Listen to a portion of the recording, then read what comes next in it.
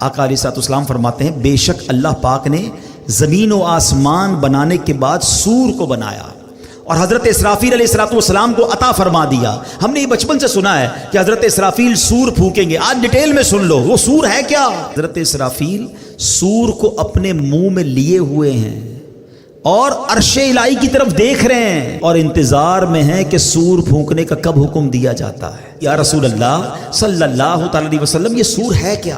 آقا نے فرمایا ایک نورانی سینگ ہے۔ عرض کی گئی حضور کتنا بڑا ہے؟ فرمایا بہت بڑا ہے، اس ذات کی قسم جس کے قبضے میں میری جان ہے، سور کا دائرہ زمین و آسمان کی چوڑائی جیسا ہے۔ اور حضرت اسرافیل کو اللہ کریم 3 بار سور پھونکنے کا حکم فرمائے گا۔ اور اب سنو کیا ہوگا۔ آقا فرماتے ہیں اللہ پاک حضرت اسرافیل کو جب پہلی بار سور پھونکنے کا حکم دے گا نا، اس کو فرمائے گا گھبراہٹ کی پھونک مارو۔ حضرت اسرافیل علیہ السلام پھونک ماریں گے۔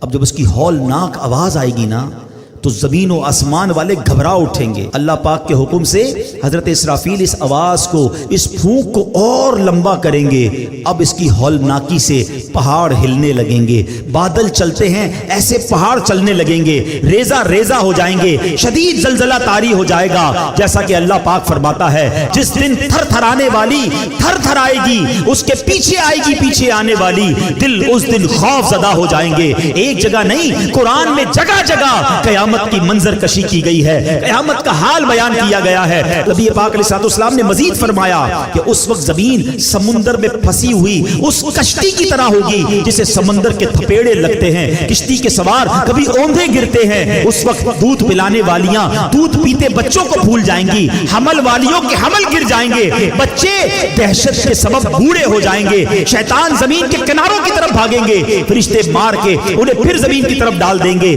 عجب کوہرام ہوگا، لوگ ادھر سے ادھر بھاگ رہے ہوں گے، ایک دوسرے کو پکار رہے ہوں گے۔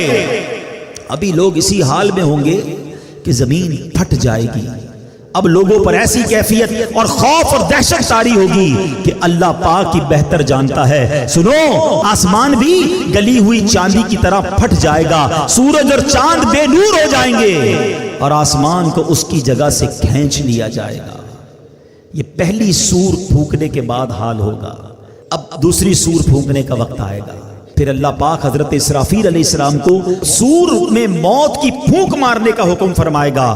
اس بار سور پھونکنے کے بعد آسمان والوں اور زمین والوں پر موت طاری ہو جائے گی۔ اب حضرت ملک الموت اللہ رب العالمین کی بارگاہ میں عرض کریں گے یا رب، آسمان والے اور زمین والے تو سب موت کے گھاٹ اتر چکے، مگر جسے تو نے زندہ رکھا، فرمائے گا بتاؤ کون کون زندہ ہے؟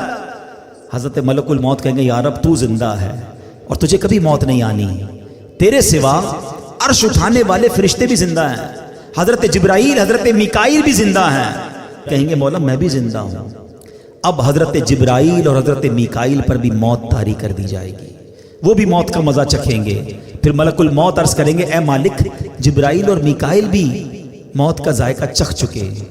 اللہ فرمائے گا اب کون زندہ ہے؟ کہیں گے مولا تو زندہ ہے جسے کبھی موت نہیں آنی، اور مولا عرش اٹھانے والے فرشتے زندہ ہیں اور میں زندہ ہوں۔ اللہ اکبر، پہلے عرش اٹھانے والے فرشتوں پر موت طاری کی جائے گی اور پھر ملک الموت جو آخری بچیں گے ان پر بھی موت طاری کر دی جائے گی۔ اب کوئی نہیں ہوگا، اب دنیا میں کوئی باقی نہیں ہوگا اور وہی رب واحد قہار باقی ہوگا۔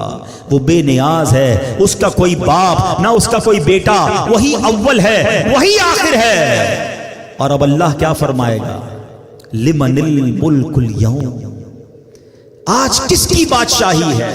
اللہ اکبر، اس جملوں کی ہیبت کو اگر سمجھو نا، اللہ فرما رہا ہے جب دنیا میں کوئی باقی نہیں ہے، ان تمام متکبرین، ان تمام جابرین، ان تمام لوگوں سے خطاب ہوگا جو سمجھتے تھے کہ ہمارے دم قدم سے دنیا قائم ہے، ہم ہیں تو جناب فیصلے ہوتے ہیں، ہماری اتھارٹی ہے۔ اب اللہ فرمائے گا لمن الملک اليوم، آج کس کی بادشاہی ہے؟ اس وقت کوئی جواب دینے والا ہی نہیں ہوگا، اب اللہ خود ہی جواب ارشاد فرمائے گا اور وہ جواب بھی قرآن میں موجود ہے۔ اللہ فرمائے گا للہ الواحد القہار، ایک اللہ جو سب پر غالب ہے۔ ہائے ہائے ہائے، میرا رب باقی رہنے والا ہے، وہ حی ہے، وہ قیوم ہے۔ پھر فرمایا میرے آقا نے زمین اور آسمان کو یوں لپیٹ لیا جائے گا جیسے کاغذ لپیٹتے ہیں، پھر اس زمین کی جگہ کوئی اور زمین بچھا دی جائے گی، آسمان کی جگہ اور آسمان بنا دیا جائے گا۔ اب اللہ پاک 3 مرتبہ فرمائے گا میں ہوں جبار، جسے میرا شریک ہونے کا دعویٰ ہے سامنے آئے۔ اللہ اکبر، کوئی سر اٹھانے والا نہیں ہوگا۔ مخلوق کو اب اس نئی زمین پر ڈال دیا جائے گا، جو پہلے قبروں میں تھے اب نئی زمین کی قبروں میں ہوں گے، جو پہلے زمین کی سطح پر مرے ہوئے تھے اب نئی زمین کی سطح پر مرے ہوں گے۔ اب ایک قیامت کا نیا نقشہ بن جائے گا۔ اب پیارے نبی، آخری نبی رسول ہاشمی صلی اللہ تعالی علیہ وسلم اپنا پرسوز بیان جاری رکھتے ہوئے مزید فرماتے ہیں، اب اللہ پاک فرمائے گا عرش اٹھانے والے فرشتے زندہ ہو جائیں۔ رب نے فرمانا ہے نا، وہ فرشتے زندہ ہو جائیں گے، حکم ہوگا جبرائیل اور میکائیل زندہ ہو جائیں، وہ بھی زندہ ہو جائیں گے۔ اب اللہ پاک حضرت اسرافیل کو حکم دے گا پڑھنے کے بعد اٹھائے جانے والی سور پھونکو۔ اب حضرت اسرافیل تیسری بار سور پھونکیں گے اور اس سے تمام روحیں نکل آئیں گی۔ اللہ پاک فرمائے گا میری عزت و جلال کی قسم، اب ساری روحیں اپنے جسموں میں چلی جائیں، تمام روحیں اپنے جسموں میں چلی جائیں گی۔ اب زمین کھلے گی اور آقا فرماتے تم سب